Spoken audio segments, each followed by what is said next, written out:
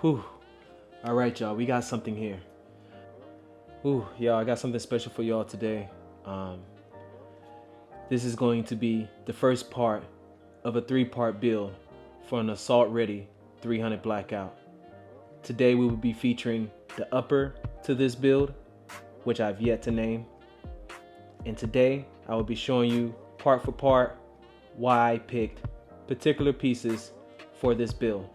Afterwards, we will go a little bit deeper into the lower, and then we will go a little bit further into adding on accessories. This includes optics, foregrips, and things of that nature, light sources, anything that we would deem an appropriate accessory for an Assualt Ready 300 Blackout. I do know that there is a Angle Strike Industries grip, stackable grip on here, and this is mainly just so I can be able to maneuver this around to be able to show it to y'all a little bit better.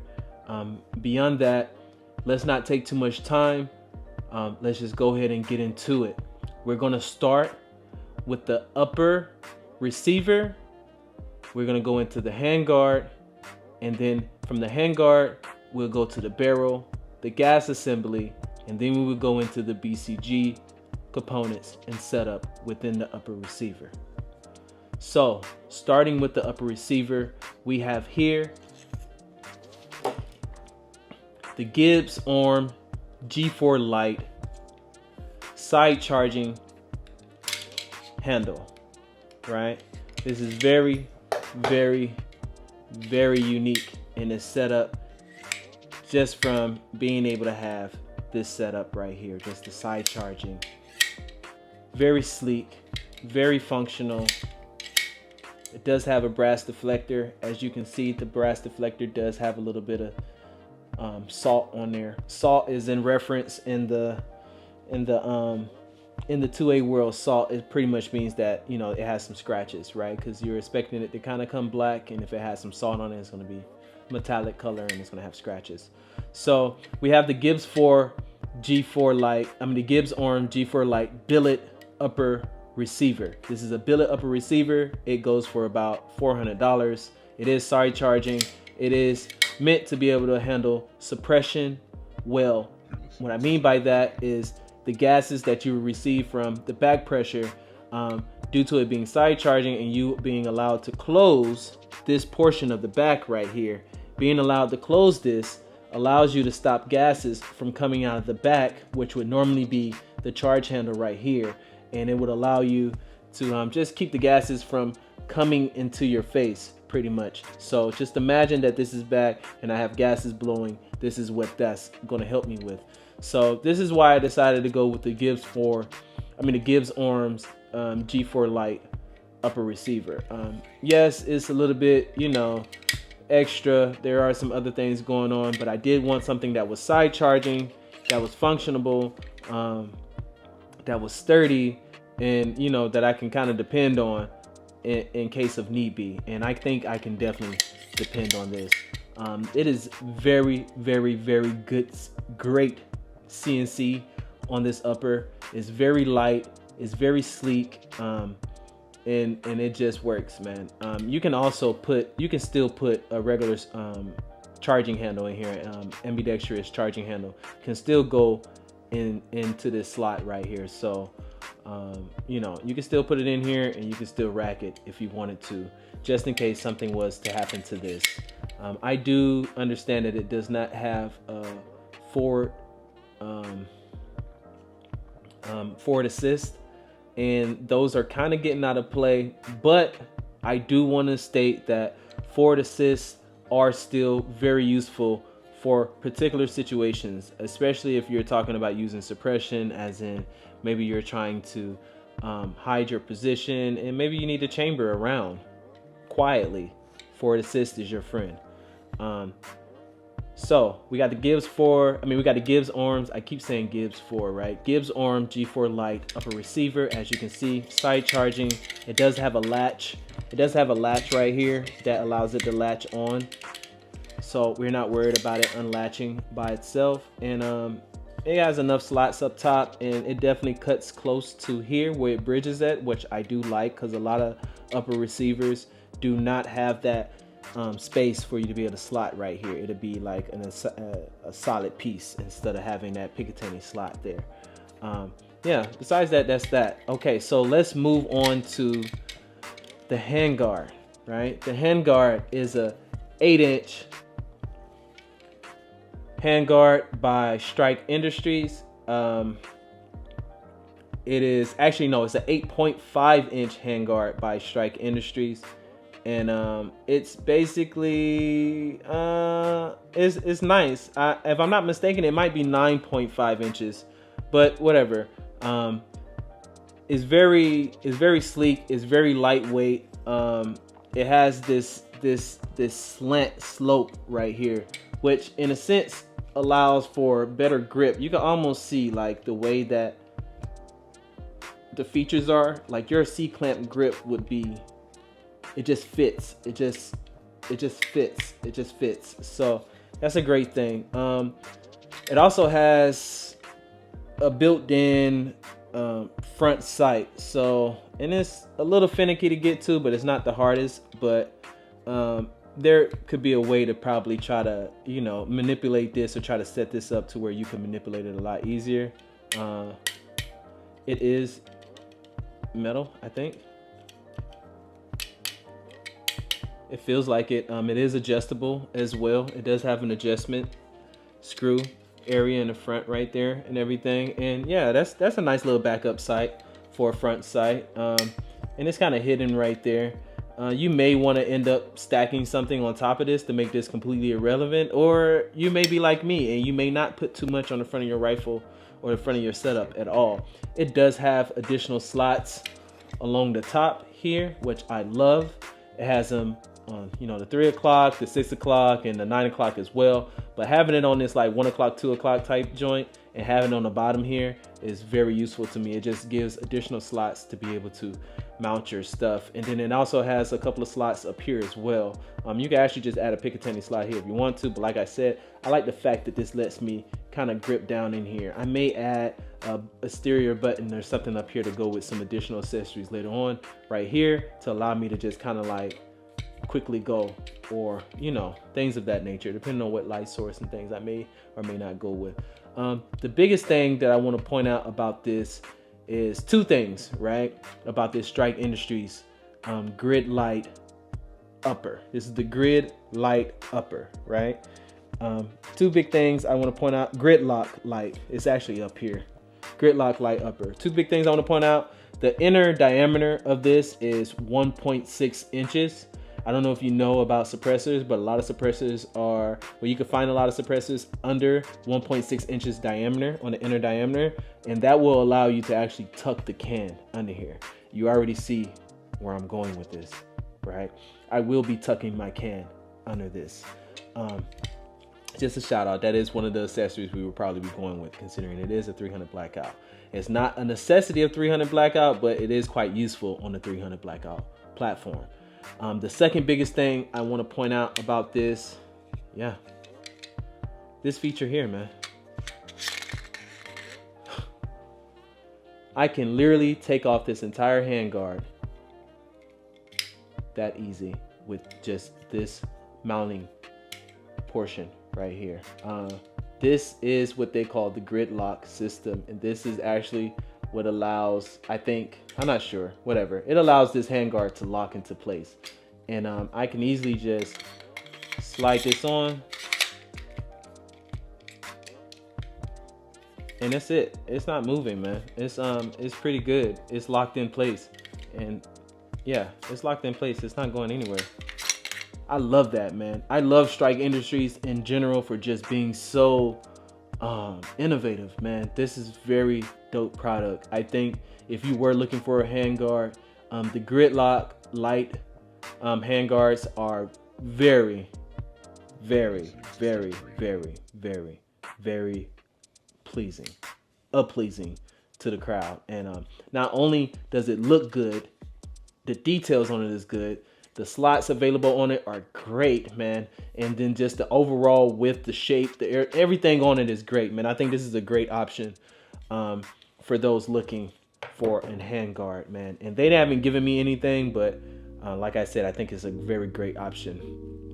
Going forward, I did forget about the muzzle device, but let's start with, we do have a barrel nut on here. This is for the Strike Industries. This is for the grid lock system. This is what allows it to lock into place.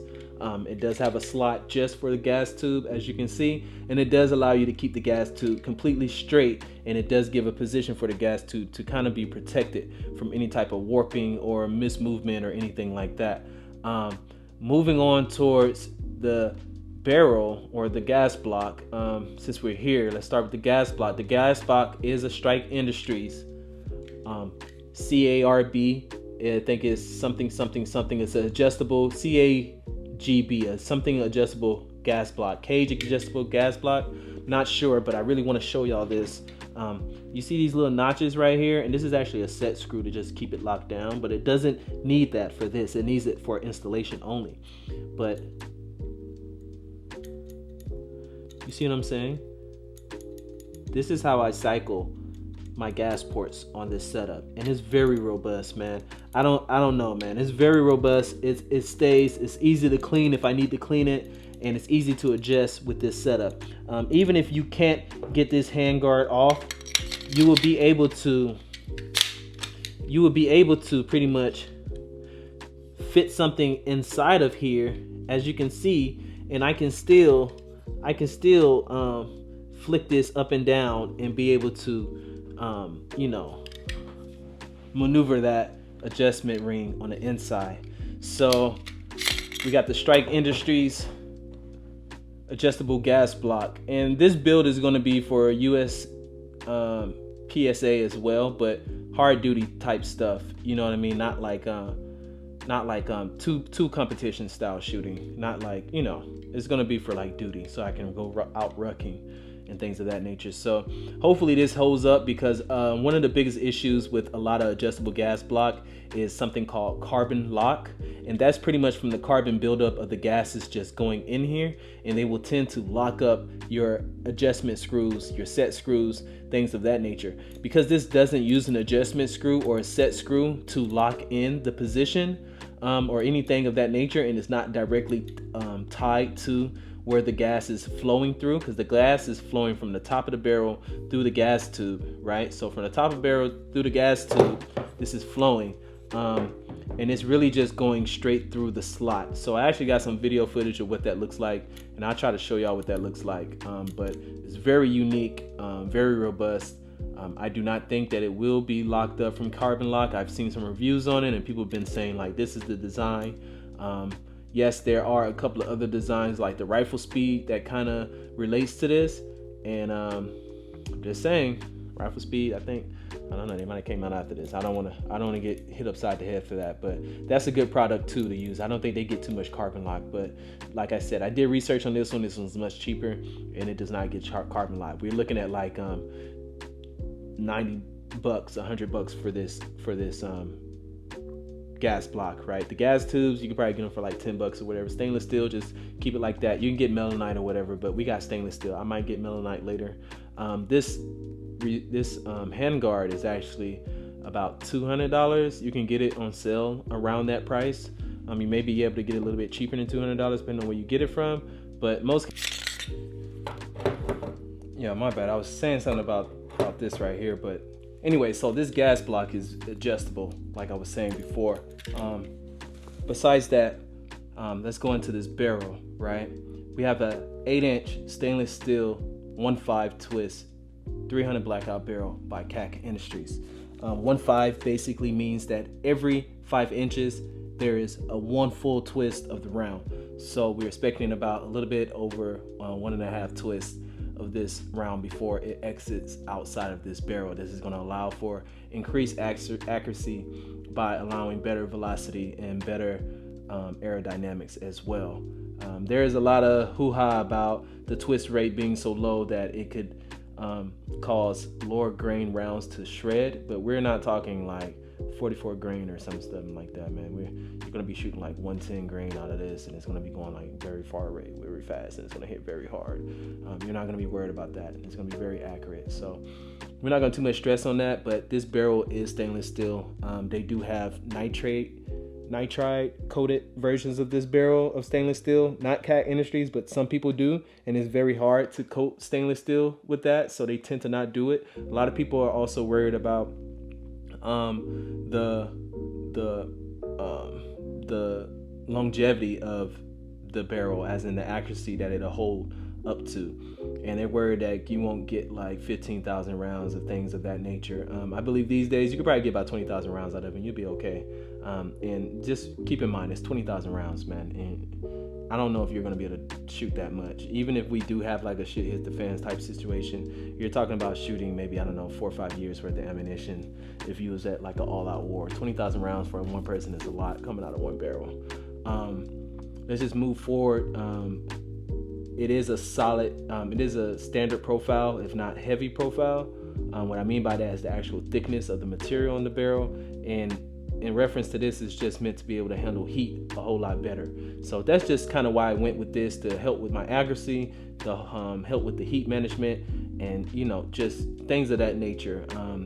Impervious to like rusting, that type of stuff. This is a $300 barrel. I'm not even gonna cake talk y'all.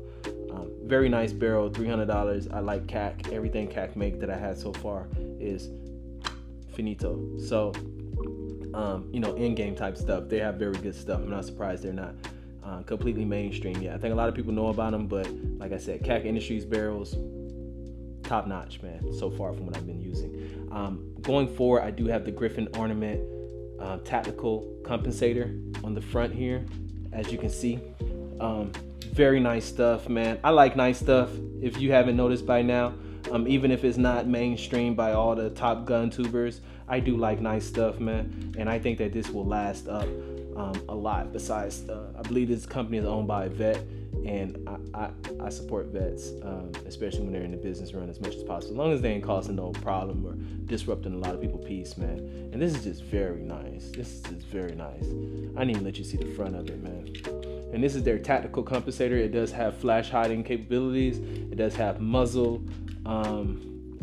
handling capabilities. That's basically, it has these holes in there, and it basically allows for gas to escape, not on the bottom, right, but on the sides and on the top. 3 o'clock, 6 o'clock, and 3 o'clock, 9 o'clock, and 1 o'clock, right, or whatever you want to say, 12 o'clock, my bad. And it allows it to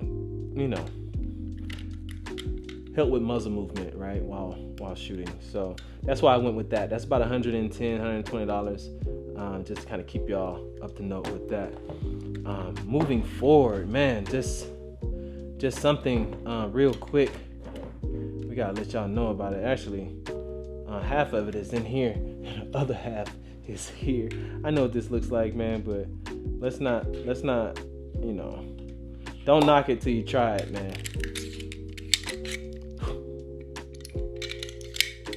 Y'all saw it come out of nowhere, man. Like, what in the world? What we have here is the front half of the Evolution Weapon Systems Bufferless BCG. Very dope stuff. It is 2-part. It does have a double spring setup in the back, which I really think is dope. And basically, yeah, it just goes in like this. And when it's actually sitting inside, those rods in the middle actually keeps it, keeps the structure stable and everything, keeps everything stabilized, and it just goes in.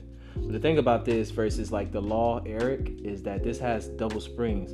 So as the front is going in, the back is also, I don't want to, try to mess it up or nothing, but the back is also springing as well. You get what I'm saying? So this is very dope. It's very light. It is titanium 90, it's TIN. They do have DLC coated versions as well, but titanium is strong. I do think DLC is better, and I wish they would have in DLC, because that'd be even better.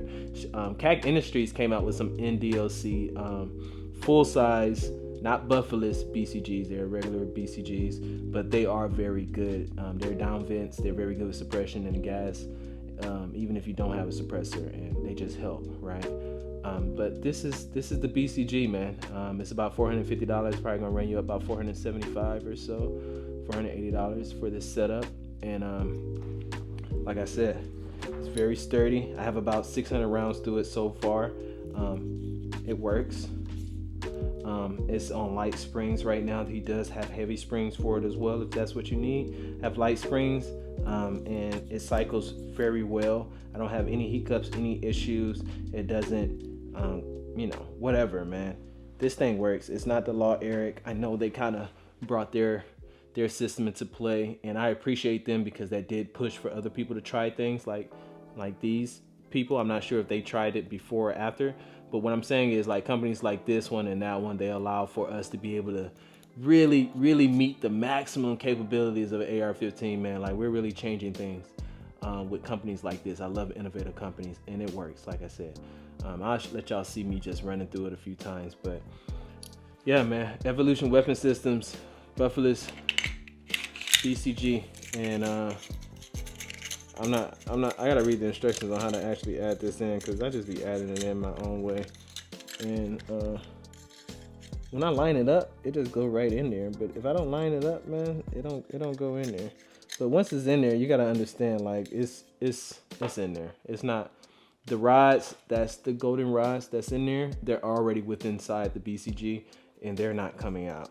And then, like, you don't have anything that's kind of like, why am I even trying to put this in here? Because it's not even ready to, whatever. I don't want to mess this up too much. Also, now that I took it off and I got this little grease on me, I put molylithium grease on here, man, and it just holds up so well. Just holds up really well. It definitely keeps it lubricated and everything. Doesn't make a bunch of noise. I'm gonna leave this alone, man, but I don't wanna like steer y'all away from this. Just want to show y'all how good it shoots, so y'all don't say nothing.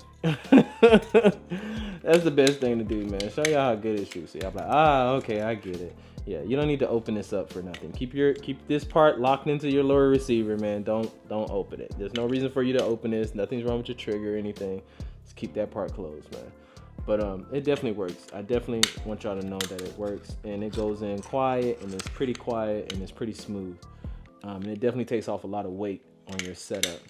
So that's why I went with this.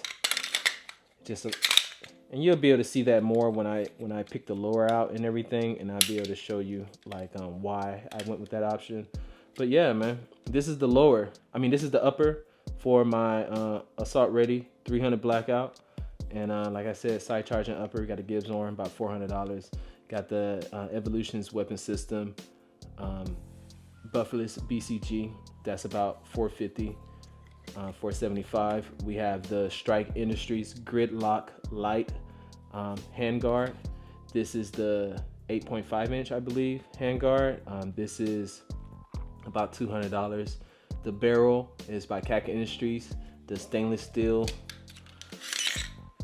8-inch 1.15 twist barrel by CAC Industries. That's about $300. We have the gas block by Strike Industries, the adjustable gas block, which is really dope. That's about $100. And then we have the tactical compensator by Griffin Ornament. That is about $120. So this allows me to create a very, very, very dope upper receiver for 300 Blackout. I don't think you can really beat this, man. I'm pretty sure you can, and I will be glad to hear what you guys have to say. Let me know, man. Let me know.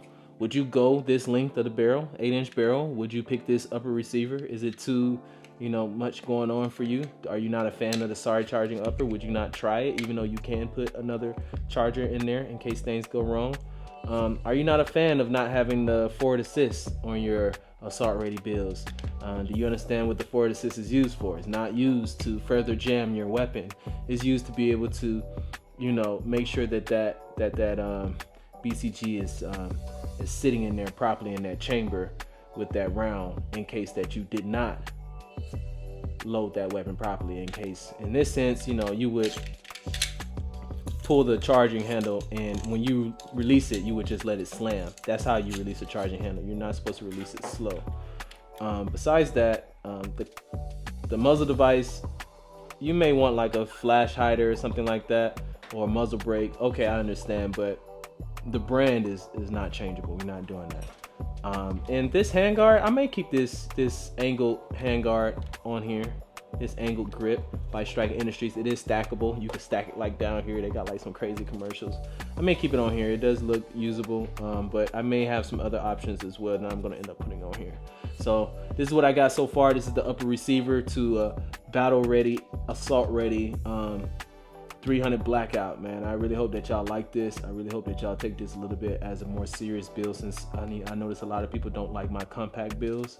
Got a lot of hate for it. Not as much as I got love. I did get probably 90-some% more love than I got hate. But, you know, sometimes you just don't even want that much hate. But it's all welcome. Y'all all help the algorithm. So if you got some hate that you want to share, go ahead and share that as well. If you got some love you want to share, go ahead and share that as well. Make sure you like and subscribe. Go ahead and comment, man. Let me know how y'all feel about this build so far. I will be dropping the rest of this build within the week. So it's going to be coming fast, okay? I'm going to drop the lower. I'm going to drop attachments and accessories. We're going to get deep into it. Going to talk about slings and things of that nature, sling builds, stuff like that, light choices, things of that nature. So let's go forward, man. Let's not try to make it too expensive, but let's make it a little bit, you know, let's spend a little bit of money, and let's just try to, you know, let everybody know that there are different options that exist out there. You may not get this entire build, but you may find 1 or 2 parts on this build that you may like, and that's what I really want to be able to share with y'all the most. I really want to be able to see if you find 1 or 2 things out of this build that you're like, okay, I may add that to my next build. That's really what I'm just trying to push, and I'm just trying to show relation with y'all and everything, and just showing that, you know, we got common interests and that we can share like minds and build better that way. 300 Blackout, you see it. Whew, very fancy stuff. She's gonna get fancier. Let's see where this goes, man. Let's see where this goes. Yeah, Montana Tony, we out.